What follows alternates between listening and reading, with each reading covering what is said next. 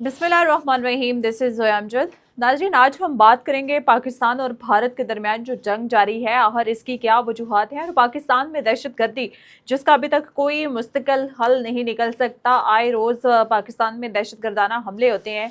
आज से कुछ रोज़ पहले पहलगाम में एक दहशतगर्दाना हमला हुआ, जिसका भारत ने सीधा साधा पाकिस्तान के ऊपर इल्ज़ाम आयद कर दिया कि इस तमाम तर सूरत हाल के पीछे पाकिस्तान का हाथ है। लेकिन जो दहशतगर्दी पाकिस्तान में है, उसके पीछे किसका हाथ है, आज हम इस पर बात करेंगे। बेसिकली पाकिस्तान में जो दहशतगर्दी है, उसके पीछे भारत का हाथ है।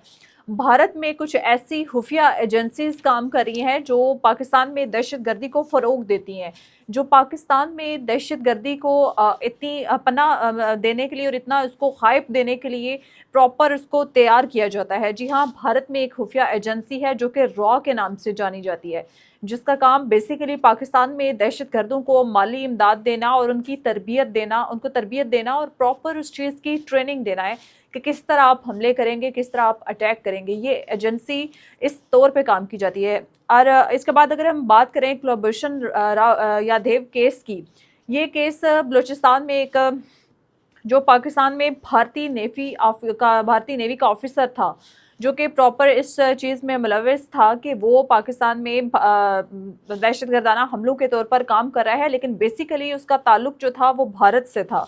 अगर उसके हम बात करें कि वो किस एजेंसी के तरफ से काम कर रहा था, तो वो रॉ एजेंसी थी जिसकी तरफ से वो पाकिस्तान में और बलूचिस्तान में ये काम कर रहा था। लेकिन जब वो पकड़ा गया तो उसने खुद इस चीज़ को एक्सेप्ट किया कि हाँ, वो बेसिकली रॉ एजेंसी की तरफ से काम कर रहा था, जो कि पाकिस्तान में और बलूचिस्तान में दहशतगर्दों की जो माली इमदाद है और उनकी जो तरबियत है, ट्रेनिंग है, वो उनको प्रॉपर वो दे रहा है। और अगर हम बात करें कि सरहद पार दहशतगर्द है, ये भी एक बहुत बड़ा मसला है पाकिस्तान में दहशतगर्दी का, और ये रीज़न भी है पाकिस्तान में दहशतगर्दी का।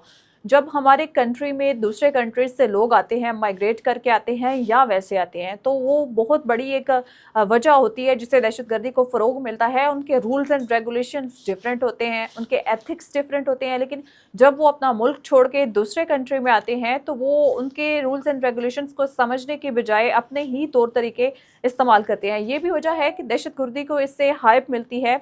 इसके बाद अगर हम बात करें, ये जो रिसेंटली वाक़या पेश आया है पहलगाम का, ये बेसिकली भारत की अपनी सिक्योरिटी फोर्सेस की नाकामी है, जिसको छुपाने के लिए वो पाकिस्तान के ऊपर इल्ज़ाम आयद करे हैं कि पाकिस्तान ने दहशतगर्दाना हमला किया है। भारत इस हमले को बुनियाद बनाकर कश्मीरियों के ऊपर जुल्म और सितम भी ढा रहा है, कश्मीरियों को उनके ऊपर अटैक कर रहा है, उनको बहुत ज़्यादा मुश्किलात में डाल रहा है। भारत बेसिकली खुद इन चीज़ों के पीछे है, लेकिन वो इस वक्त इस चीज़ को एक्सेप्ट नहीं कर पा रहा कि वो इन चीज़ों के पीछे उसका हाथ है और वो अपनी चीज़ का ब्लेम दूसरे के ऊपर डाल रहा है। ये कुछ ऐसी चीज़ें थी जो मैंने आज आपको बताई कि पाकिस्तान में भारत किस तरह से टेररिज्म के पीछे काम कर रहा है। इस तमाम तर सूरत हाल पर हम बात करते रहेंगे। इसी के साथ प्रोग्राम का वक्त ख़त्म हो जाता है। अल्लाह ने के बाद।